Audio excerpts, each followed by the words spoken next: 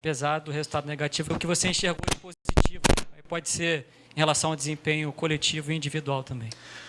Bom, é sempre difícil, né, depois de uma derrota, mas primeiro temos que parabenizar o Santos pela vitória. É um time que fez um grande trabalho dentro do campo, tentou de todas as formas anular as nossas vantagens ofensivas e conseguiu, aproveitou bastante os contra-ataques que tiveram e vencer o jogo, né? Então agora continuar trabalhando. O único caminho é trabalhar, treinar e pensar em vencer o próximo jogo.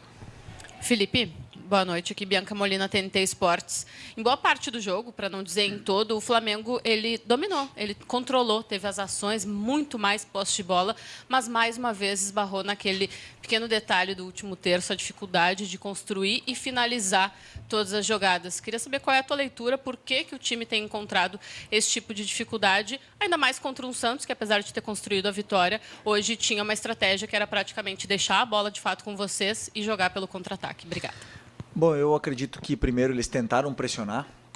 A gente viu no começo do jogo, eles saíram jogando uma também, a gente tentou pressionar, eles conseguiram sair jogando e depois eles tentaram e a gente conseguiu sair muito bem dessa primeira pressão deles e acabamos dominando e defendendo com a bola, né? Tendo a posse, tendo o domínio, e eu concordo contigo onde você fala que no terço final, na área do Santos, eu acho que é onde faltou um pouco mais de agressividade, para a gente finalizar as jogadas, um pouco mais de coragem para arriscar mais cruzamentos, para chutar de fora da área, ou até mesmo 1 contra 1, num time que estava tão bem defensivamente, né? Um time que está muito bem trabalhado pelo Kleber. Então eu tentei em algum momento do primeiro tempo já trocar o Luiz e o Bruno, fazer essa mudança, porque o Luiz pelo menos ele ia conseguir cruzar com a perna esquerda. Tentei isso, mas mesmo assim o Santos estava bloqueando bastante nossos movimentos e nossos cruzamentos e as nossas entradas na área, e acabamos que criamos esse volume, mas não conseguimos converter isso em ocasiões, em chances de gol, né? Então agora vamos analisar realmente o que podemos fazer de diferente para poder superar esse tipo de defesa. Felipe aqui, Isabelle Costa.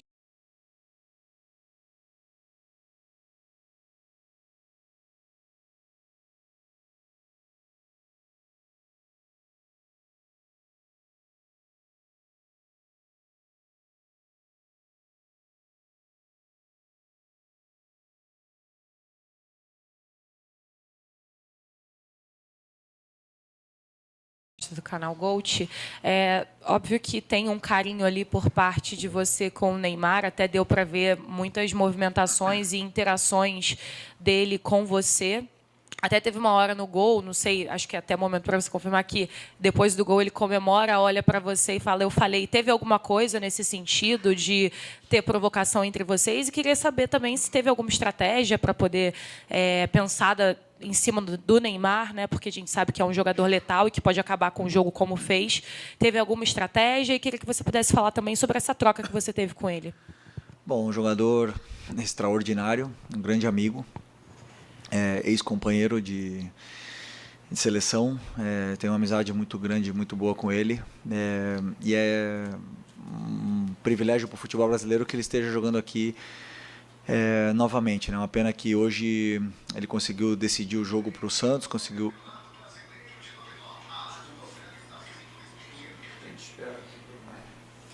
Okay. Ele conseguiu decidir o jogo para o Santos, um jogador que é determinante, um jogador que pega a bola e sempre faz alguma coisa, sempre faz uma jogada de perigo, de efeito, ou deixa algum companheiro na cara do gol. E esse tipo de jogador, obviamente, que tentamos ter um cuidado especial. Primeiro, não deixar ele ter tempo, que não deixar ele receber, sempre ter gente em cima. Mas ele, claro, é um jogador tão determinante, ele tira sempre o marcador que vem perto, ele tem uma visão de jogo. O sistema é feito para você ter mais dívidas. Vem aqui, vou te mostrar. Na verdade, o Santos criou mais chances, não foi assim, se não foi com nossas perdas da bola, né? Mais em transição, contra-ataques, momentos que a gente estava confortável, que a gente tentava acelerar a jogada, acabava forçando um passe, errando no meio, e acabamos sofrendo assim, né? E eu tentei corrigir isso no intervalo, tentei segurar um pouco mais o Varela, principalmente para isso, para tentar segurar essas investidas, que era a única forma que o Santos estava criando perigo na gente, mas infelizmente no erro nosso eles conseguiram fazer o gol. Isso é futebol.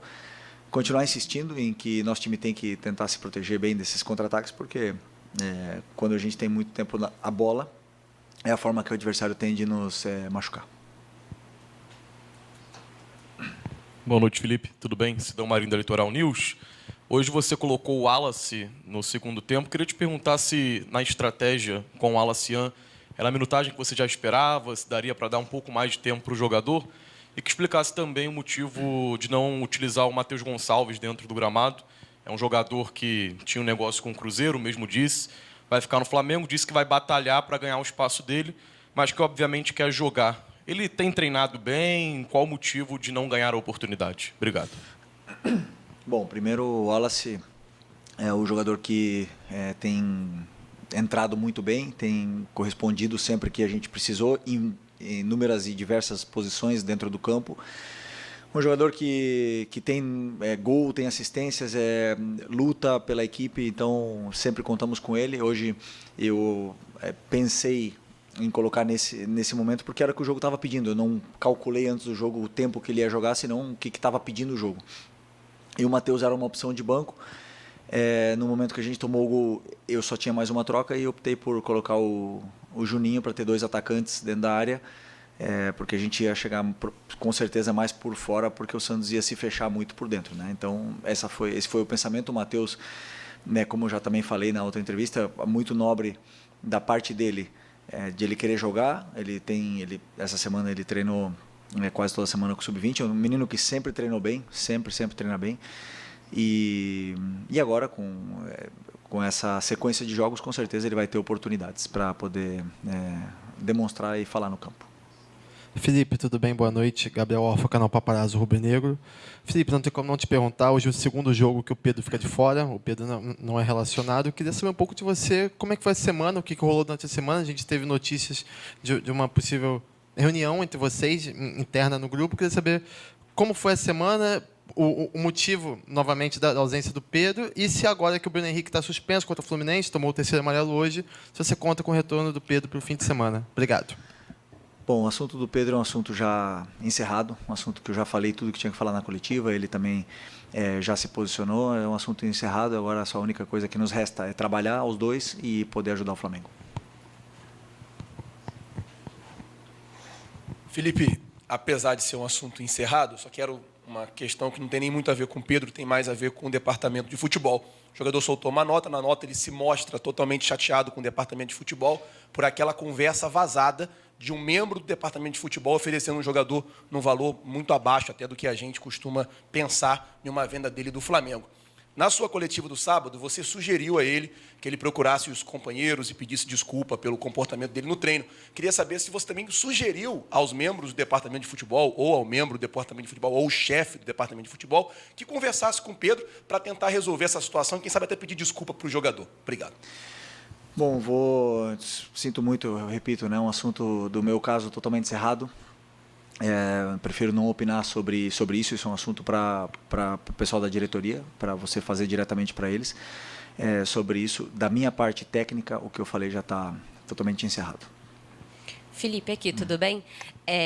Eu queria falar um pouquinho sobre essa sequência agora do Campeonato Brasileiro, olhando um pouco para frente. Essa é só a segunda derrota em 13 jogos, enfim, é um campeonato muito longo. E sempre em entrevista coletiva, os treinadores falam, né, da importância de vencer em casa. Às vezes o empate fora também é bom. Hoje, enfim, acabou sendo uma derrota, mas queria que você falasse um pouco sobre essa sequência, porque agora o Flamengo tem a liderança ameaçada, né? O Cruzeiro joga amanhã, enfim. Queria saber se você fica ali olhando a tabela, fica fazendo conta, tem clássico com o Fluminense, que é o próximo jogo. Você, como treinador, fica observando muito isso, fica se prendendo a isso ou deixa rolar e não olha tanto para a tabela?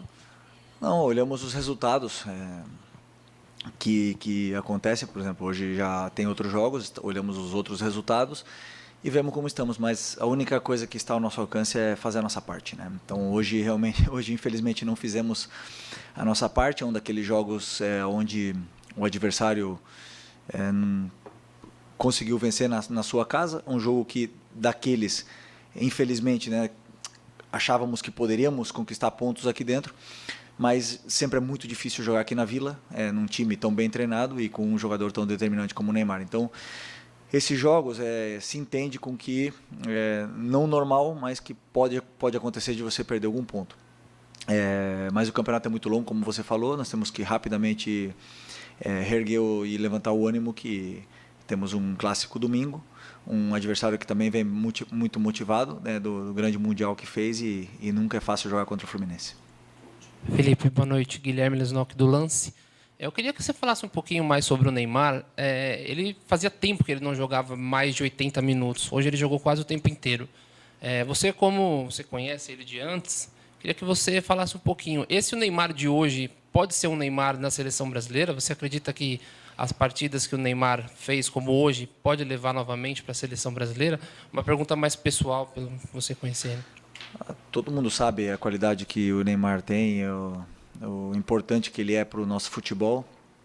E hoje eu vi o Neymar fisicamente num nível de Série A. A gente via nos duelos, via nas recomposições, até mesmo ele defendendo e pressionando os nossos zagueiros, coisa que não vinha fazendo antes dessa pausa, né? É claro, normal depois de tanto tempo parado. Acredito que uma lesão tão grave, tão séria como a que ele teve, sempre como é que fala? Irá requerer cuidados sobre essa parte muscular e também do joelho dele, mas é um jogador que, quando está bem, ele faz a diferença.